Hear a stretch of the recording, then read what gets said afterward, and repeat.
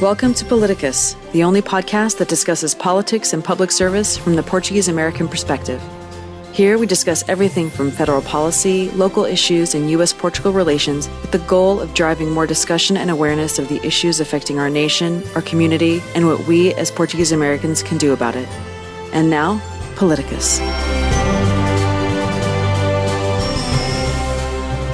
Hello, everyone. Welcome to another PALITICUS podcast from PALCUS. We are so happy that you are with us. Once again, Denise Borges here with Angela Simões, our chair of the board. Angela, hello. How are you? Good, Denise. Thanks. How are you? I'm doing fantastic. Good. We have another exciting guest today, and we're always excited about all of our guests from different branches of government, but we are certainly excited when we get someone that is at the local level where you are so close to the concern of the citizens. And so we're happy to have with us a council member from the city of New Bedford, the great city of New Bedford, Massachusetts, Joseph Lopes. Joseph, welcome. Thank you. Welcome. I appreciate the invitation to participate in the podcast.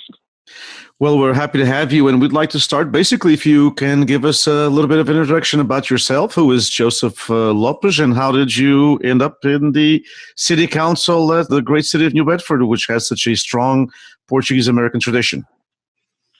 So like a lot of immigrants that have come to this country, my great-grandparents immigrated to the United States. My great-grandfather came once before, didn't like it, and went back home to Lagoa de Azores. And about a year later, he was forced to come back by his father. He came, and then his brother came the following year. That was in the early 1900s, 1912, 1911. Grandfather, like a lot of Portuguese immigrants that came here, didn't have an education, so he took a factory job and worked and built what he was a better life for his only son. His only son was my grandfather. My grandfather was the first to go to school beyond elementary school or graduate from high school, and then went to a vocational/trade school and worked. And my father was the first to go on to college, and I was the first in my family to get a master's degree. So I got a master's in international business with a concentration in cultural norms. But the love of politics is one that I can trace back to both my father and my grandfather. I was a very, very young child, say 7 or 8, when I worked on my first campaign. A friend of my father's was running for mayor of New Bedford, and went door to door and put flyers on people's car windshields. But I also had the love that my grandfather had of politics.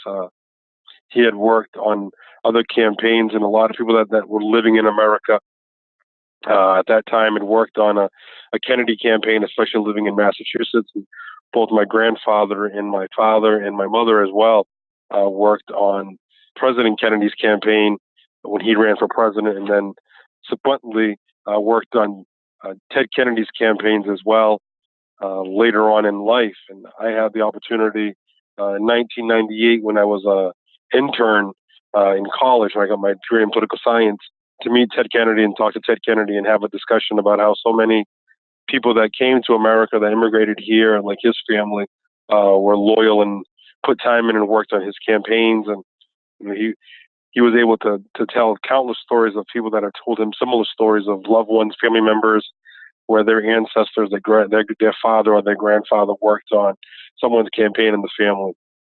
And I think politics is one of those things where everything comes full circle. And at the local level, politics definitely comes full circle when you think about what is the one branch of government that everyone can touch, is attainable. No matter who you are living in New Bedford, you can see your city councilor grocery shopping or paying a bill or getting gas. How many people see their governor or their congressman at the grocery store or pumping gas? So local politics, to me, is where it's always been, where you actually get to know your city council, you get to know your mayor, you get to know your local elected officials, because they live in your community. You see them on a regular basis, and 90% of the time when you give them a call, you're calling them personally. You're not calling a staff person or someone in the office that's going to handle a constituent matter. You're calling the elected official who's going to handle the matter himself personally for you. So your first position that you have ran for basically is for city council. This was your first time in 2009? Correct. So no, I ran for city council prior to getting elected in 2009. I ran 3 times before. The first time I lost by 35 votes. It was a bittersweet defeat, losing by 35 votes. That hurts. Yeah. It does hurt. A testament to every vote counting, right? Every vote does count. I remember I won the precinct that I live in by 1 vote on the general election, by 1 vote. And I remember my friend who was managing my campaign, I sent him a text message because he was out, doing 1,000 things. I'm like, hey, did you take your mother to vote yet? His mother was a Portuguese immigrant who registered to vote and became an American citizen, registered to vote years before I ran. She goes, no, she hasn't had a chance to vote yet. And it was probably 20 minutes before the polls closed. And I'm like, you have to get your mother out to go vote. I said, every vote counts. Lo and behold, I won that precinct by 1 vote. And we've jokingly referred to that vote as the Gloria vote. Because literally I won that precinct by 1 vote. That's amazing. And from that, you also are, as we see, council president. Can you kind of enlighten us on what is the role of the council president? So I've been lucky enough to be elected the council president twice. I just finished serving as the council president in January, so I'm the first vice president currently. The council president is responsible for a number of different issues. One, you run all the meetings. You set the city council agenda, right? You also set the committee assignments for the year. So there's a committee of the city council is made up of 11 members total, with the council president being one of 11. And there's a handful of committees: finance committee, ordinance committee, you name the role of government, and there's a committee to handle it. Last year, my second time as council president, so I've been lucky enough to do it twice. Last year, the state of Massachusetts, the prior year, adopted to legalize recreational marijuana. And they were coming up with the rules and what would have to be done. Well, the first committee in the Commonwealth to set up to look at the local level medical marijuana and recreational ordinances to benefit the community was New Bedford, and I was a city council president. I actually established that special committee on cannabis that looks at how do we create zoning restrictions or zoning in place to allow for what has now become a legal product at the local level, and how do we govern it, setting up distribution ordinances and things of that nature, and to allow the will of the voters to take hold of the city. And that committee was, believe it or not, I put someone of Portuguese descent in that committee by chance, and he's been doing a good job. And that committee is still going on into this year, where we're hoping to have all of the final ordinances in place within September of this year. We know that, of course, New Bedford has such a strong Portuguese American community, but in order to get elected to the city council, can one get elected with just the Portuguese American vote, or must one forge coalitions with other ethnicities that compose the city of New Bedford? So the city of New Bedford does have a strong, predominantly Portuguese community, but that community over the last 15, 20 years has slowly been moving out. And other communities have been calling New Bedford home. One of the things about New Bedford, and like a lot of communities across the country, is it truly is a melting pot where people can feel comfortable. We have a lot of people that have been migrating into New Bedford, not so much from Portugal, but from other parts of the world. So there is still a strong, predominant Portuguese population, but it's not enough to carry or propel somebody into office. You have to work with everyone in the city. My ward has a predominantly mix Portuguese, English, Irish community. There's a part of it that has a Spanish, Puerto Rican section to it as well. But that could be said about the entire city of New Bedford. The city it truly is a melting pot. We do flag raisings for every nationality that wants to be represented in the city, and we go from Irish to Greek to Portuguese to Cape Verde and everything in between. We truly are a community of people. And you mentioned also that, of course, your grandparents, your parents were involved in politics as far as helping out in different campaigns. So you've come from a family that has this strong roots in the political world, which is not very traditional. Unfortunately, in the Portuguese American community, not many in the past anyway have been involved in the political world as far as in political campaigns. But what drove you, besides obviously this rich and really thank God for it, this rich Portuguese political involvement? Are there any issues that really drove you to run for city council? When I first ran and lost, one of the biggest issues was there was a neighborhood playground park in the ward that I represent now, and I remember it fondly as a child. And years of neglect had fallen upon it, and I knew sooner or later, I would have, I'd have a child of my own, which I've been blessed to do now and have. But one of the things I always said was, you want to keep kids off the street, and you have to give them places to go. And I was teaching at the middle school level, and I was keeping the gym at the middle school open a couple nights a week, and as well on Saturdays. But that only goes to kids that were in middle school, and I kept on saying that we needed to have a playground in place for parents to go with their kids and feel safe and feel comfortable. So I ran on one of those things was just making sure that kids had a place to go. But it was more than just that. Politics in any community is based on what you could say the three legs of the stool. It's public safety, it's economic development, and then it's education. And I had been teaching in the classroom, and I saw where education was going, and I didn't agree with all of the track that it was on. So when I ran for office, I had ran on a couple different initiatives. One, the economy was going gangbusters. If you remember, in 2001, 2002, 2003, the economy was skyrocketing. But yet, some of the things that we should have been using taxpayers' money and federal money, I didn't think was the best use. In my opponent and I didn't see eye to eye on a couple different things.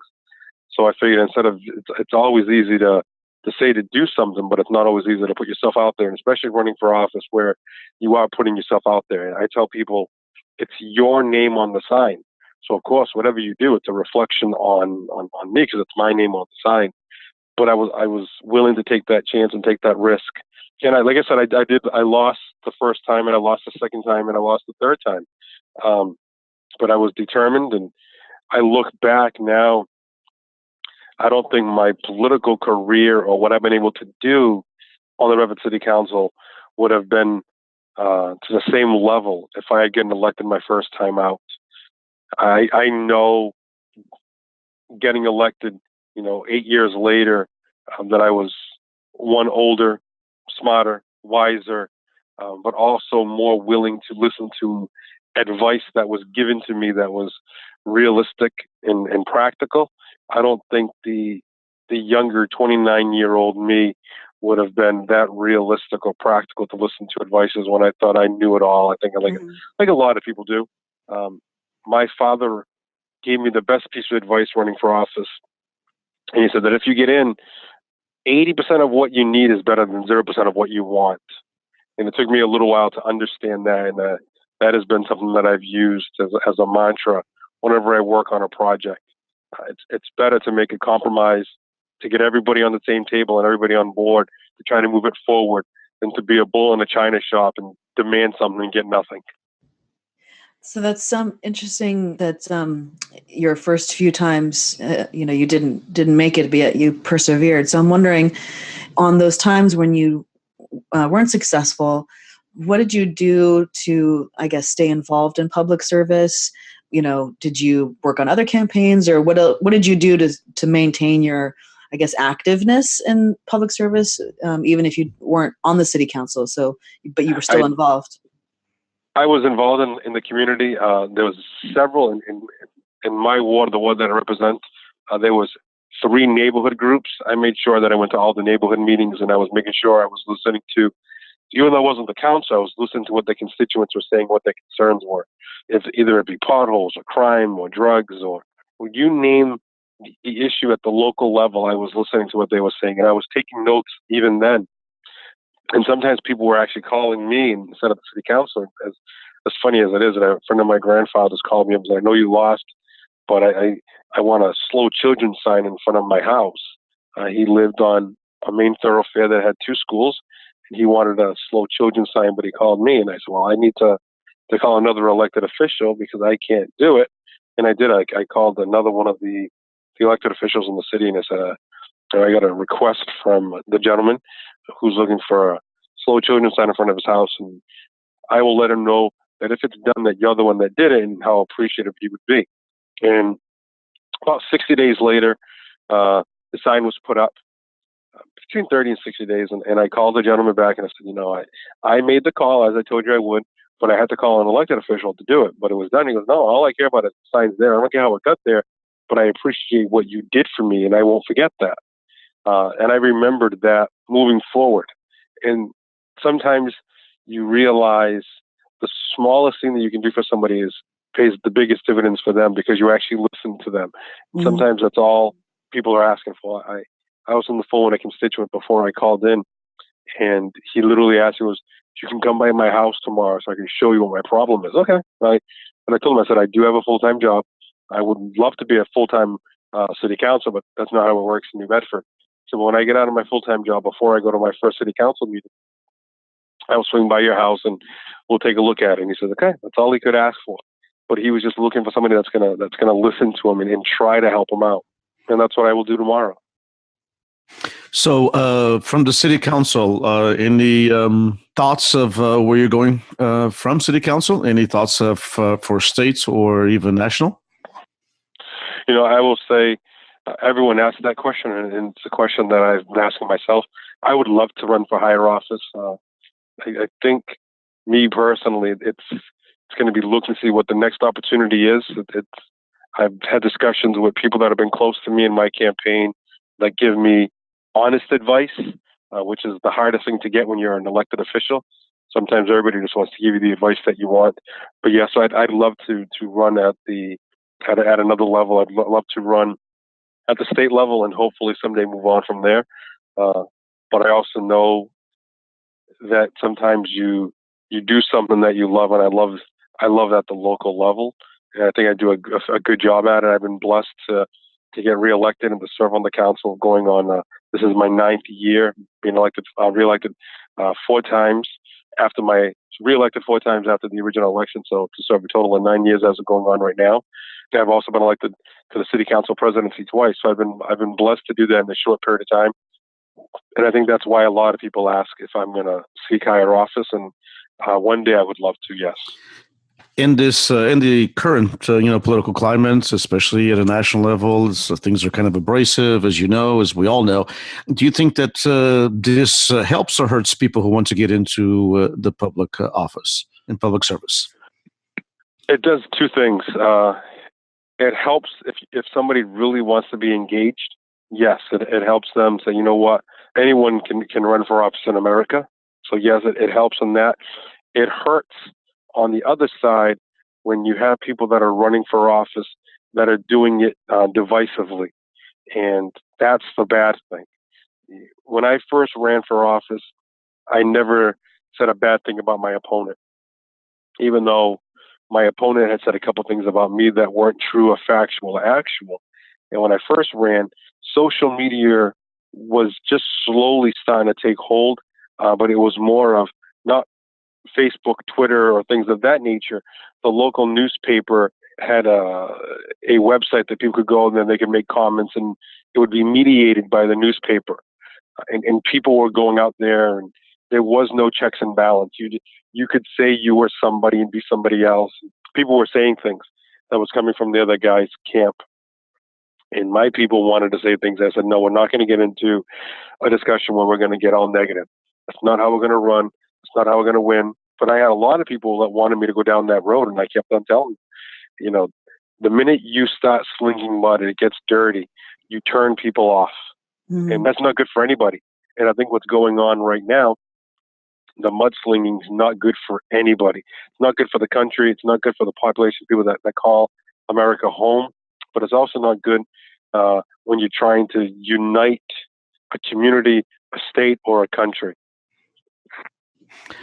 And as we come to the end of the podcast, I don't know, Angela, if you have any other questions, but If you don't, we can maybe turn to our good old standby, which is ask Joseph to give us a couple words, especially to younger people, but not so much younger people, anybody, any age that would be interested in running. We keep on telling folks that, as it's been said many times, all politics are local, and it is important that Portuguese Americans have a voice in their community, whether in a very large city like Portuguese Americans like New Bedford or other areas throughout the U.S. It's important to be on school boards. It's important to be city council. It's important to be in here in California at the county level. And also, obviously, it's important to be at state and national level. So as we thank you, Joseph, for your time, and thank you for your service to our country and to the city of New Bedford, I'd like to maybe ask you to give us a couple of thoughts and a couple of words to those who are listening to the podcast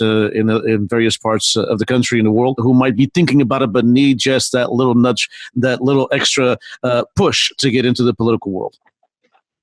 I'll speak from my personal love of it. It's something that I personally love. I love giving back to my community. And I tell people on a regular basis, that people will call and ask me, I'm thinking about running for office, thinking about running for school committee or assessor, or if they're in a city or town running for select board or a finance committee. And I tell them all the time, if it's something that you want to do, don't wait for an election.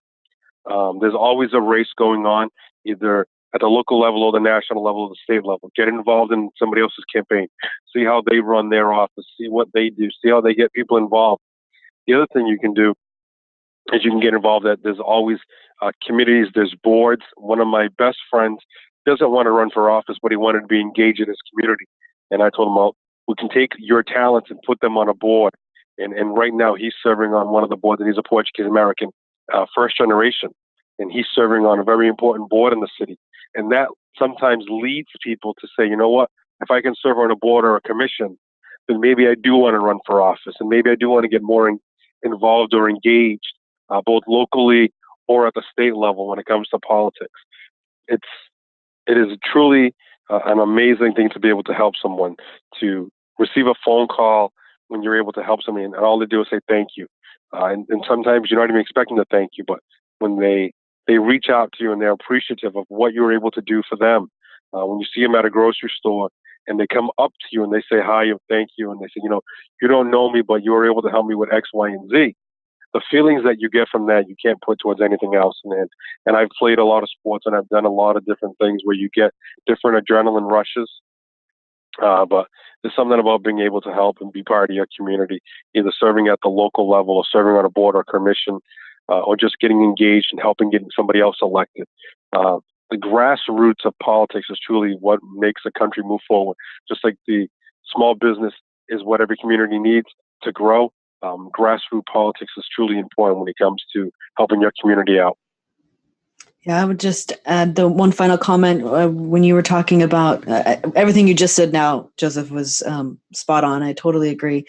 And when you were talking about, you know, not slinging mud and not falling prey to that game during your campaign, I think that's very admirable. And I think that's a big reason why most people are disenchanted with politicians these days. And so I think if more people could take a page out of that book, we would work towards having more trust and belief in our leaders, our political leaders, and I think we can make it better. So hopefully that will inspire more people to take the high road as you have. And so just wanted to say kudos to you for that. Thank you. I appreciate it. But I think that's it. Denise, I don't have any other questions. This has been great. And I think we need to interview your friend that's on the committee, Joseph, as an example of somebody that can get involved. Development Commission. Yeah, he was born in Mozambique. His parents came here right before the government changed hands. He was the first in his family to go to college, and he's done extremely well for himself. And he's been actively engaged in my campaign, but he didn't want to run for office, but he wanted to be part of his community, and serving on a commission it's been very important for him. So everything helps and everything comes together. Yeah, no, that's excellent. So I think that's it. So we'll wrap this up, and thank you again, Joseph, for your time. Thank you for the opportunity. I appreciate it. Thank you. Yep. And thanks everybody out there who are joined us for another episode and spent some time with us listening. We hope that you have enjoyed this conversation. If you haven't clicked subscribe yet, please do so. You can subscribe on iTunes or on SoundCloud. And please leave us a review on iTunes and a rating. It actually really does help for others to discover the Politicus podcast and join in our conversation. And with that, we'll say until next time. Have a great day, everybody. Thank you. Have a great day. Thank you. Bye-bye. Thank you for listening to Politicus, the official podcast of PALCUS, the Portuguese American Leadership Council of the United States. PALCUS is the premier national organization representing the interests of the Portuguese American community at large. To learn more about PALCUS and how to become a member or to make a donation, visit www.palcus.org. To submit feedback or suggestions about the podcast, email us at palcus@palcus.org. The views and opinions expressed by the hosts and guests of the show are not endorsed by PALCUS.